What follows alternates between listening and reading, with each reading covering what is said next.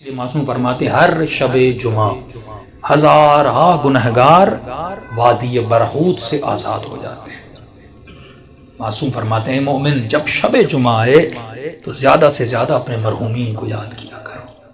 ایک روایت میں آئے فرمایا جن کے والدین مرحوم ہو گئے فرمایا ہر شب جمعہ تمہاری بوڑھی ماں تمہارے در پہ آتی ہے، تمہارا بوڑھا باپ تمہارے گھر پہ آتا ہے اور کیا سوال کرنے آتی ہے، میرے لال مجھے کوئی خیرات دو، مجھے کوئی ثواب دو۔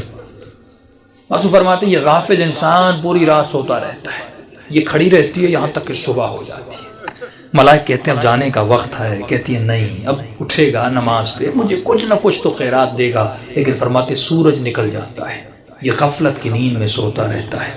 یہ بوڑھی ماں اور مرحوم روتا ہوا جاتا ہے اور کہتی ہے کہ میرے لال اگر تو آج مجھے کچھ دیتا تو میں بھی تمہارے لیے دعا کرتی۔ فرمایا والدین وہ واحد وجود ہے پروردگار عالم نے جو بنایا ہے، مرنے کے بعد بھی ماں کی دعا بیٹے کے حق میں قبول ہوتی ہے۔ یہاں تک فرمایا اگر پریشان ہو مصیبتوں میں ہو ماں کی قبر پہ چلے جاؤ، باپ کی قبر پہ چلے جاؤ، وہاں اس کے لیے کچھ مانگو اور دعا کرو، خدا اس کے صدقے میں، کیونکہ مرنے کے بعد بھی ماں بیٹے کی تکلیف کو دیکھنا پسند نہیں کرتی۔ تو تصور کرو اس دنیا میں جس کو اللہ نے ماں بنایا وہ ہماری تکلیفوں کو برداشت نہیں کرتی، اور مولا علی فرماتے ہیں کہ میں تمہارے باپ سے بھی زیادہ تم سے محبت کرتا ہوں۔ جناب سیدہ فرماتی ہیں ہم تمہاری ماؤں سے زیادہ تم سے محبت کرتے ہیں۔ امام رضا فرماتا ہے مومن اگر امام سمجھ کے ہم سے باتیں نہیں کر سکتا تو باپ سمجھ کے باتیں کر، باپ سمجھ کے نہیں کر سکتا بھائی سمجھ کے باتیں کر، بھائی سمجھ کے بات نہیں کر سکتا، یہاں تک فرمایا دوست سمجھ کے باتیں کر، کبھی ہم سے ناراض نہ ہوا کر۔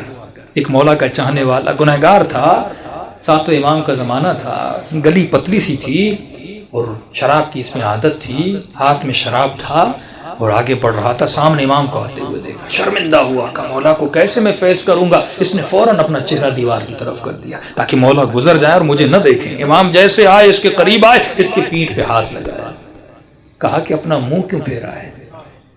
فوراً اس نے چہرہ امام کا مولا میں نے دیکھا نہیں، بہانہ بنایا۔ تو امام نے کہا ہاتھ میں کیا ہے؟ جھوٹ بولتا مولا سے؟ جس نے کہا کیسے بتاؤں ہاتھ میں شراب؟ اس نے جھوٹ بولا کہ مولا میرے ہاتھ میں شراب ہے، میرے ہاتھ میں دودھ ہے۔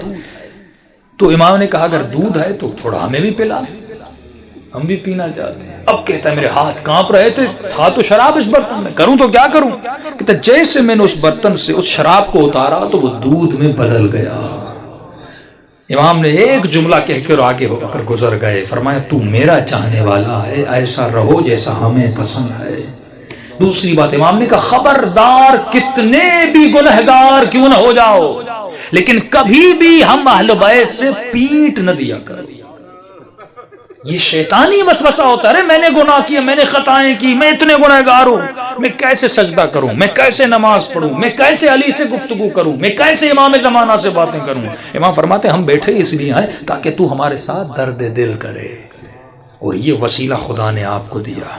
امام رضا فرماتے ہیں ہمارے چاہنے والوں چھوٹی چھوٹی باتوں کے لیے ہمیں ہماری سیدہ فاطمہ کا واسطہ نہ دیا کرو، کیونکہ ہم ہر مصیبت برداشت کرتے ہیں لیکن اپنی دادی کی مصیبت برداشت ہم سے نہیں ہوتی۔